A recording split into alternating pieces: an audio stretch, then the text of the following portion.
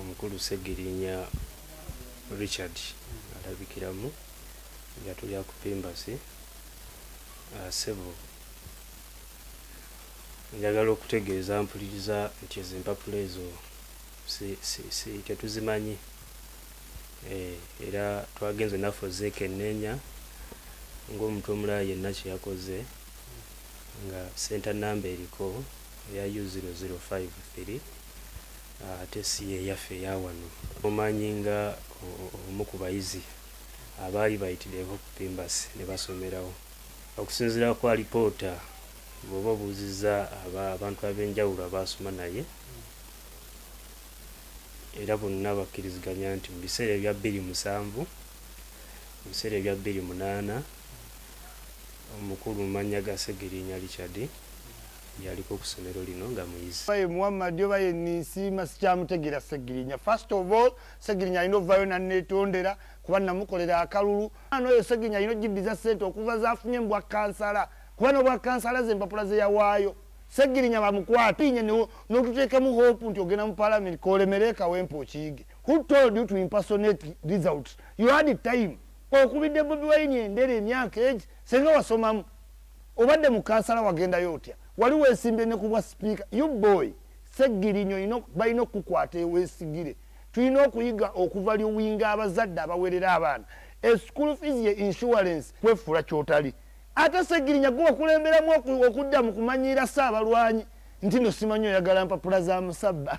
Musabba omulabe teyeesimbikako. Munnamateeka Alakan Company Advocates batuwandiikira ne bagamba nti baagala tubawe information ekwatagana ku kusoma kw'empapula ze baatuwa nga zaali lya Segirinya Muhammad. Ndwala Segirinya Richard, sorry. Ze baatuwa za Segirinya Richard. Nga ziriko Segirinya Richard. Yes. Nga baagala okonfaminga oba ntuufu. Baagala okonfaminga omuntu oyo ye nannyini empapula ezo. Ekisooka mu byonna empapula ze baatuwa si ntuufu, si za UNEB. Empapula ze baatuwa. Empapula Alaka and Company ze baaleetera UNEB verifying. Si za UNEB. Nga si za UNEB. Zino zenda producer njagala ompereze ebiwandiiko ebyo ku screen. Mukyala Carol Ndoza byayogerako eyo of course ye petition rather yatwalibwa mu kooti Sulaiman Kidandala ng'awakanya okulondebwa kwa Muhammad Segirinya byagamba nti yakozesa false documents oba fake documents okwewandiisa ng'omubaka wa parliament Wakawempe North Constituency. But njagala otuwe ku document zennyini ezigambibwa okubeera nga Muhammad Segirinya ze yakozesa oba Alaka and Company Advocates ze baaweereza UNEB okuverifyinga mukyala Kaleza agamba nti si ntuufu. Genda maaso. Kati ng'ekikulu byonna kakati fezi n'empapula ze baatuwa za Richard Segirinya.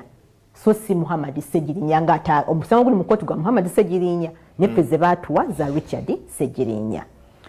So ne tulaba nga first of all Richard Segirinya ono agamba yasomera Pimbas Secondary School essomero gye liri naye nga center number gy'agamba nti gye yasomerako ne index number ate byo bya Mengo Senior Secondary School.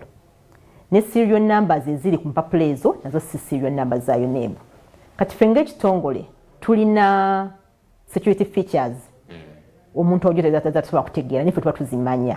Zino ze documents. Ezo ze documents ze balowooza nti za Alaka UNEB. and Company Advocates ze baasindika akwendaba Segirinya Richard Pimbas Secondary School index number U0053 054. Yesebo. Ya senior 4. Yesebo.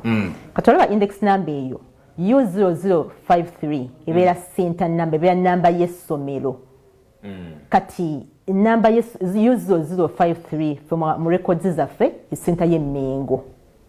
Era nono candidate 05 nono candidate gobatuwa 054 naye yali candidate nga yasomera Mengo.